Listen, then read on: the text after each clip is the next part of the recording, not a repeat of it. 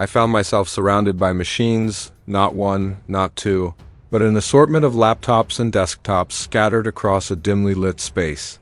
Each had its own personality. Some ran Apple's M-series chips with their unified memory. Others carried the bulky presence of AMD and Intel processors, some paired with NVIDIA's hungry GPUs. A curious experiment emerged. What would happen if I forced these consumer-grade devices to bear the impossible weight of massive language models, GPT-OSS? Both the 20 billion parameter variant and the monstrous 120 billion parameter beast? This was no idle test. I wanted to see the truth that hides between datasheets and glossy marketing promises. Could a personal laptop, tucked quietly into your backpack, become the vessel for such intelligence? Or would it choke, sputter, collapse under the strain? I began the stage, LM Studio, as the portal. The instrument of entry was LM Studio, freshly updated for both Windows and Mac OS. Its interface, deceptively simple, became the threshold. Behind it lurked the models, not pruned, not quantized beyond what their creators had already imposed, but carried almost whole. Precision was preserved enough that the test could not be dismissed as a toy. Rules were simple. On Mac, the models leaned on the GPU. On Windows, sometimes GPU, sometimes CPU, depending on what the machine could endure. And one more precaution. All Windows laptops were tethered to their chargers, their veins fed by uninterrupted current. Power-saving modes would have ruined the clarity of the results. On Mac, interestingly, it didn't matter, battery or charger. Performance was nearly the same. The prompt remained unchanged across machines. A constant incantation whispered into the void to ensure comparability, a phantom reference. The RTX 5080 desktop in the graphs. One alien number appeared. The RTX 5080 desktop GPU. It was there not because laptops could rival it. They could not, but as a haunting reminder of what raw, unrestricted silicon can do. A creature too large, too expensive, and not bound to portability, yet useful as a spectral reference point. The first descent. 2OB parameters. The 2OB model was the opening gate. I ran it raw. No extra quantization, no compromises, no tricks. It consumed memory like fire eats air. And then came the revelations. MacBook Pro models, especially the Pro and Max variants, handled the weight gracefully. Tokens flowed at speeds above 30 per second. For local inference, this was more than sufficient.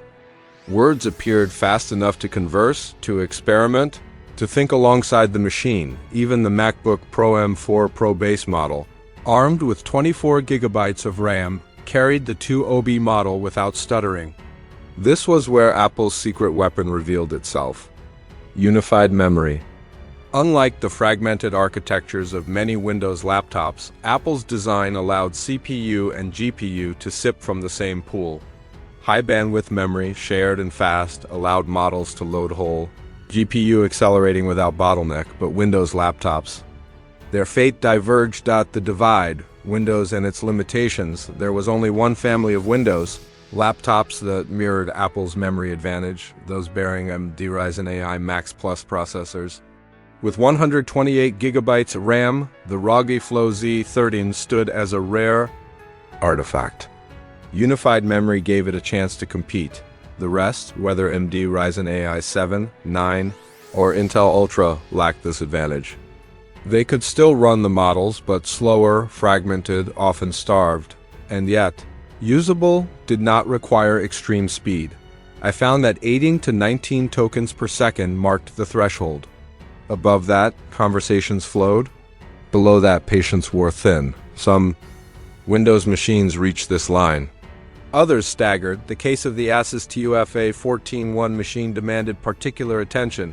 Asus TUF 14, carrying 32 gigabytes RAM and RTX 4060 GPU with 8 gigabytes. VRAM. When tested in hybrid mode, CPU plus GPU performance was paradoxically worse than CPU alone. The numbers revealed the secret. Hybrid CPU plus GPU gives approximately 14.49 tokens, SGPU only, gives approximately 10.52 tokens. SCP only gives 19.75 tokens. Is the GPU-OSS RAM at 8 GB was insufficient to hold the full model. LM Studio responded by shuffling layers between RAM and system RAM. This juggling act slowed everything down. In contrast, pure CPU kept the model entirely in RAM, granting steadier throughput. Thus, the paradox resolved itself. Sometimes the GPU is not your savior. Sometimes it drags you down, the fragile edge. 16 GB max. Then I pushed into the MacBook Air M2 and M4, 16 GB RAM, the lowest tier Apple sells. Could they bear the 2OB weight? Yes, but only barely. LM Studio itself carried safeguards. If it judged the model too large, it refused to load. This protection could be bypassed. One button, and the restriction lifted. But once loaded, the machine bent under pressure. To run, I had to close everything. Safari kept alive with only a few tabs. A couple of chat apps, nothing more. The system otherwise grown. Performance call on MacBook Air M2, 16 GB, gives approximately 14.05 tokens. As MacBook Air M4, 16 GB, gives approximately 16 tokens. Is usable? Yes. Comfortable? No. True stability emerged only from 24 GB RAM and above. The Intel and counter-Intel, Long the Giant, revealed a strange story. On thin, elegant laptops like the ThinkPad X9 with Intel Core Ultra 200 volts, running on CPU alone was painfully slow. But LM Studio's recent update unlocked another door: Intel integrated GPUs, switching from CPU to integrated GPU. CPU only gives approximately 5 tokens, as integrated GPU gives approximately 13 tokens, more than double.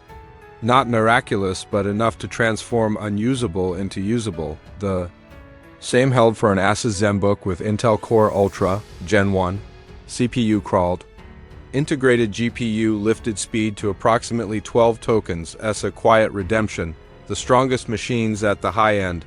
Results became surreal. MacBook Pro M4 Max surged into the 40 to 70 tokens S range, depending on load. ROGFlow Z13 with AMD Ryzen AI Max Plus, 128 GB RAM matched, sometimes exceeding, depending on allocation mode.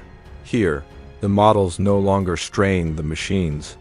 They danced. The realization: GPUs still rule. But with a caveat: throughout all these tests, one truth glimmered: NVIDIA GPUs remain unmatched for raw acceleration.